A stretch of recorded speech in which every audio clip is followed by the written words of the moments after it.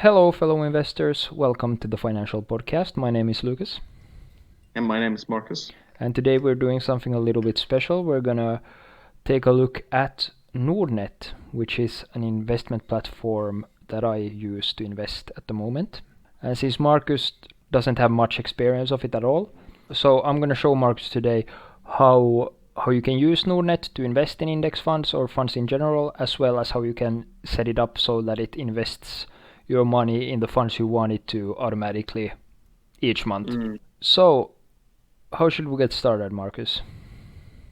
I think probably one of the biggest things is how do you begin, and what is like the most important things to think when you're setting up Nordnet, when you're using Nordnet in general. For instance, is it a good idea to try to buy stocks and ETFs through Nordnet, or should you just focus on the index or funds in general? So, first thing that I would recommend is that skip ETFs, skip individual stocks. The fees are too high. Let's leave it at that. It's too high. Don't bother. I think the Giro might be a better choice from what I've heard. We're gonna cover the Giro in a future video, and I would agree that it's a much better option. So, let's focus on the funds that you can set up.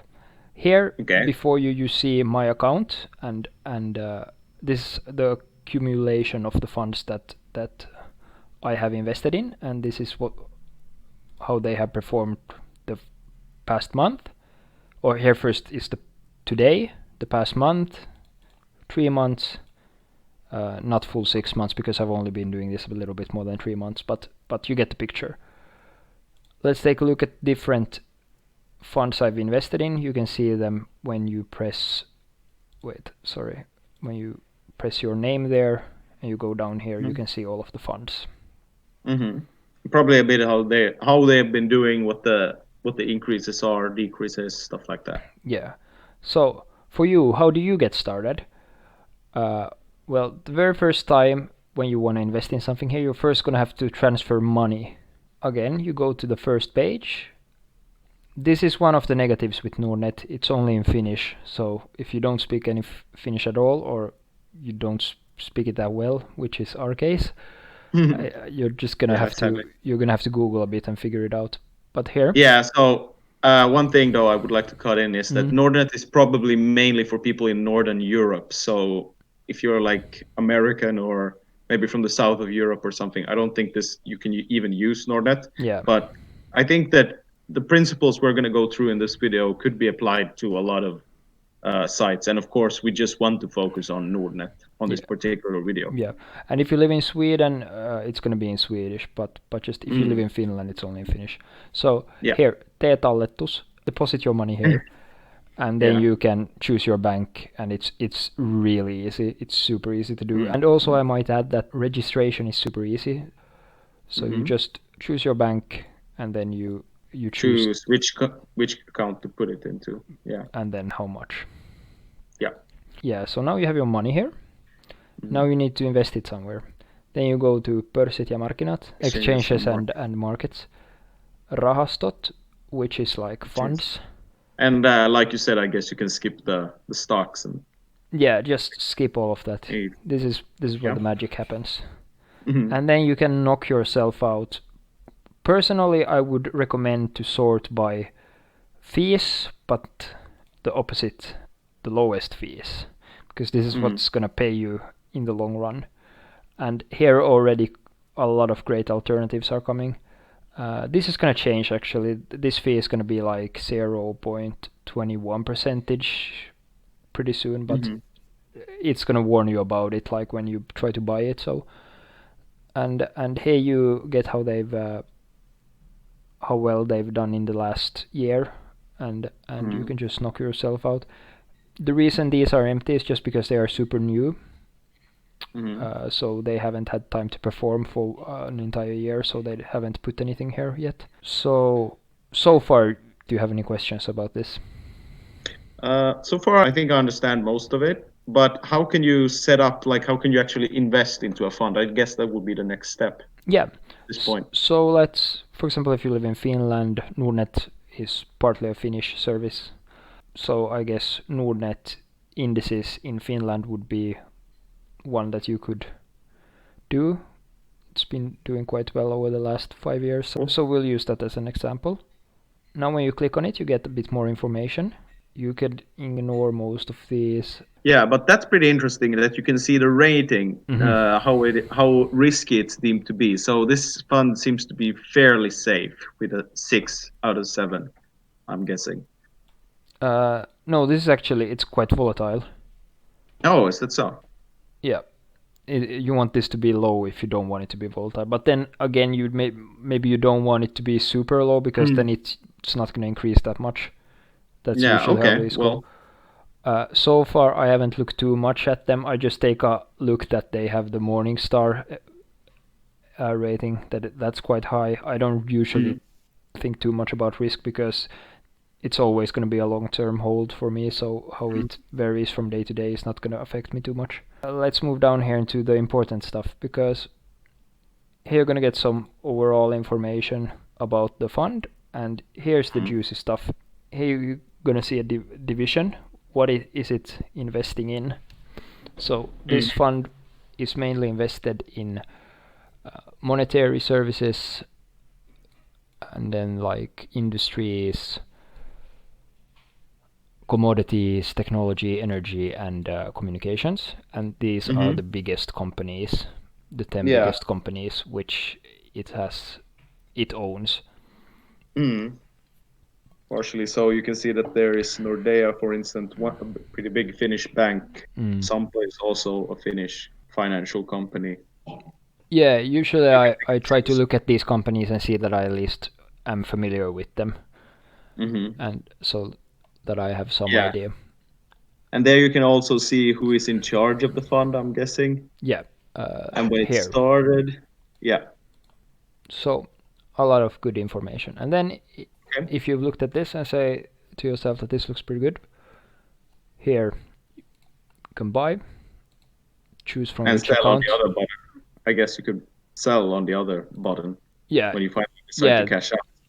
Yeah, so osta is buy, myy is sell. And then how much do you want to buy? I don't have any. You have to invest a minimum of 15 euros. Is that right? And 15 euros is the minimum. So now let us jump then to the monthly investments instead. So then you go to palvelut, which is like services in Finnish.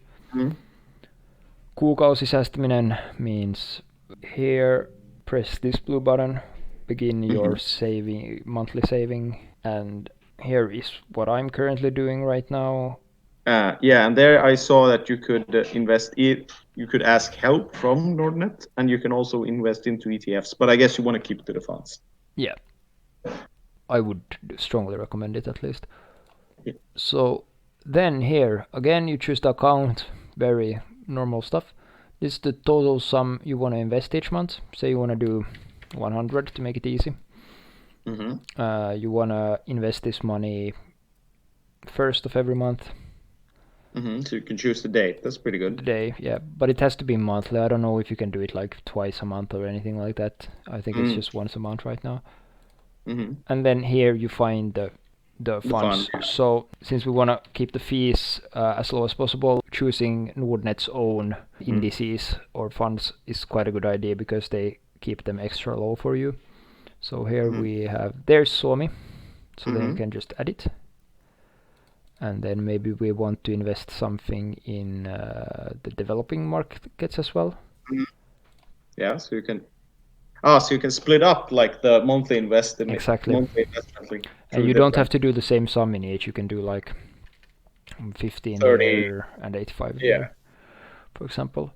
And maybe you want a global as well to get the states involved, but not too much of the states right now because of reasons. Trump. What was the name of that? Globaalinen? No, it's Maailma. Yeah, there of course. So I have like this already, and you're in pretty good shape, I would say. In this one, you're gonna have, for example, Alibaba. Alibaba is the biggest company in this fund. Probably, I think we checked that earlier, and it's like Alibaba, Tencent, a lot of the big Chinese. Oh, and it's the supplier of AMD, for instance, Taiwan Semiconductors or something. Yeah, so a lot of pretty big companies. Yeah, a lot of good companies in this one, according to me at least. And then here you have things like Apple, Facebook, I think. Mm. So also one that you might want to consider. Mm. And with that, so maybe let's say that I'm a bit, because whenever you see Maailma or global, it's going to be mostly the States. Yeah.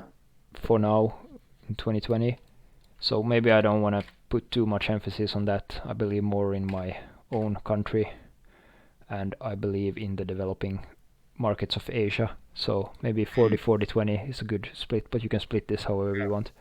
Maybe you like me, you don't want it all in equity, you want some in gold as well. Then you can also pick that. Yeah. Then and I guess you could see the fees there as well. Here you see the fees when you choose them. Yeah. You don't. Yeah, you even see them here when you've chosen them as well. I think that covers most of the actual how to set it up. I guess you just hit the blue button after that.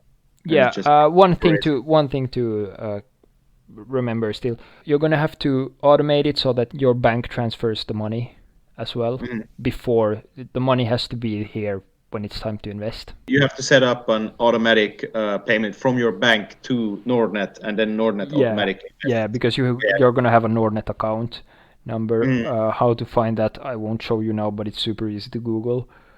Okay, so now that we have set up the fund, we are investing automatically. Alternatively, we can just make a one-time investment, but I think that most people would want to set up the monthly savings and keep it for a very long time before they make a withdrawal. But what can you actually expect out of Nordnet when you are investing? What kind of returns are they? Should you keep your money a long time or short time?